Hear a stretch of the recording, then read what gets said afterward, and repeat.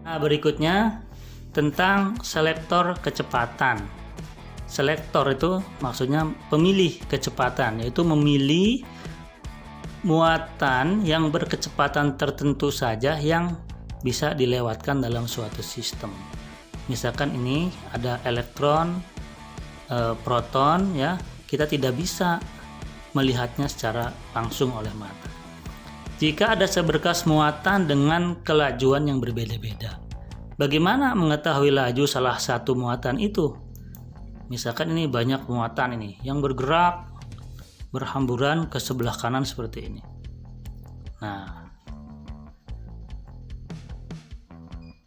ya seperti itu. Bagaimana menentukan kecepatannya? Nih.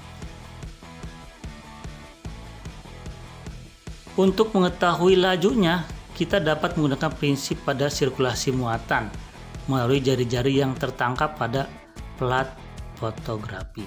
Tetapi itu agak sulit karena semakin banyak muatan, semakin banyak jejak yang tertangkap pada plat. Apalagi massa muatannya tidak diketahui. Nah, untuk mengatasi hal tersebut, maka kita harus memiliki muatan dengan laju tertentu di mana massa muatan dapat diabaikan. Coba kita perhatikan ya, misalkan kita memiliki plat sejajar yang diberi beda potensial V antara plat atas dan plat bawah, beda potensialnya V, maka medan listriknya arahnya kemana coba? Ini kutub positif, ini kutub negatif, berarti medan listriknya arahnya ke bawah seperti ini. Kalau ada muatan positif di sini, maka dia akan mengalami gaya sebesar Q kali E, arahnya sejajar dengan arah E, di mana E-nya bisa ditentukan sama dengan V per D, dan D-nya itu adalah jarak antara plat ini. Nah, kemudian perhatikan muatan positif yang bergerak ke kanan, misalkan ke daerah antara plat dengan laju V.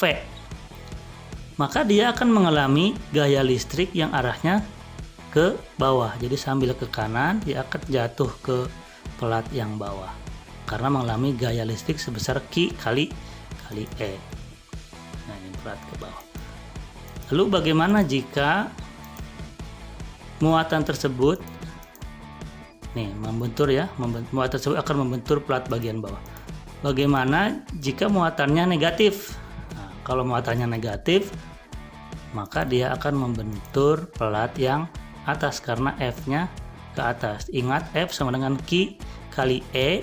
Jadi arah F searah dengan E, tapi karena muatannya negatif, maka arah F berlawanan dengan arah E, sehingga dia akan lintasannya belok, sehingga bisa membentur plat yang atas kalau muatannya negatif.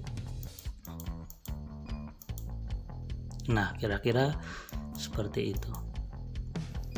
Bagaimana agar muatan dapat keluar ke ujung plat? Maksudnya ke ujung sebelah kanan tanpa membentur plat. Nah, bagaimana supaya muatan ini bisa bergerak lurus tanpa dibelokkan sampai ke ujung sebelah kanan ini?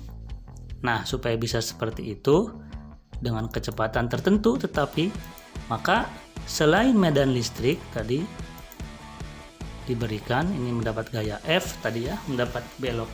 Kalau muatan positif mendapat gaya ke bawah, maka harus ada gaya ke atas supaya si muatan ini dapat bergerak lurus. Jadi ada gaya penyeimbang. Nah, untuk menghadirkan gaya ke atas itu, si F aksen ini harus diperoleh oleh muatan itu bisa dilakukan dengan memberikan medan magnet yang arahnya masuk. Jadi kalau kecepatannya ke kanan, arah medan magnetnya masuk, maka V cross B muter ke sini, sehingga F magnetnya arahnya ke atas. Jadi F aksen tadi itu adalah gaya magnet. Nah, kalau gaya magnet saja tanpa ada gaya listrik, maka muatan positif ini akan bergerak ke atas, atau ke plat yang atas. Tapi kalau muatannya negatif, maka dia sebaliknya. Ini F aksen tadi ya, sama dengan Q kali V kali B. Nah, kalau dua-duanya diberikan, ini garis ke bawah itu adalah wakil dari medan listrik, dan yang silang-silang ini adalah arah dari medan magnet. Maka selain mendapat gaya, kalau muatannya bergerak ke kanan, selain dia mendapatkan gaya listrik yang arahnya ke bawah, juga akan mendapat gaya magnet yang arahnya ke atas. Jika gaya magnet sama dengan gaya listrik, maka sigma gaya sama dengan 0, sehingga muatan ini akan bergerak lurus, bergerak konstan dengan kecepatan konstan lurus ke sebelah kanan seperti ini. Bagaimana jika F aksen lebih dari F? Maka muatan akan belok ke atas. Tapi jika F aksen lebih kecil dari F, maka muatan akan belok ke bawah karena F-nya lebih besar dibanding F aksen. Tapi kalau F aksen lebih besar dari F, maka akan belok ke atas. Kalau sama, baru dia akan bergerak lurus. Sehingga nah ini untuk F aksen lebih besar dari F. F aksen kecil dari F, maka geraknya ke bawah seperti ini.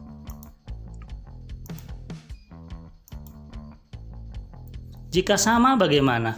Jika F sama dengan F aksen tadi, maka si muatan ini akan bergerak lurus seperti ini sehingga akan sampai ke ujung sebelah kanan. Kalau kita masukkan F-nya sama dengan Q kali E dan F aksennya tadi gaya magnet sama dengan Q VB, maka kecepatannya itu sama dengan E per B. Artinya hanya muatan yang dengan kecepatan sama dengan E per B yang bisa sampai ke sini. Sedangkan yang kecepatannya lebih besar dari E per B, maka dia akan bergerak ke atas. Sedangkan bisa kita cek dari sini ya. Jika F kurang dari F aksen, maka E kurang dari VB.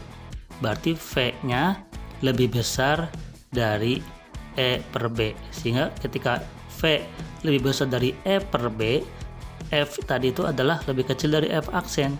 Sehingga ketika V lebih besar dari E per B, si muatan ini akan bergerak menuju arah F aksen ke atas. Begitu pula sebaliknya. Jadi kesimpulannya, hanya muatan yang memiliki laju V sama dengan E per B yang dapat keluar dari plat ini.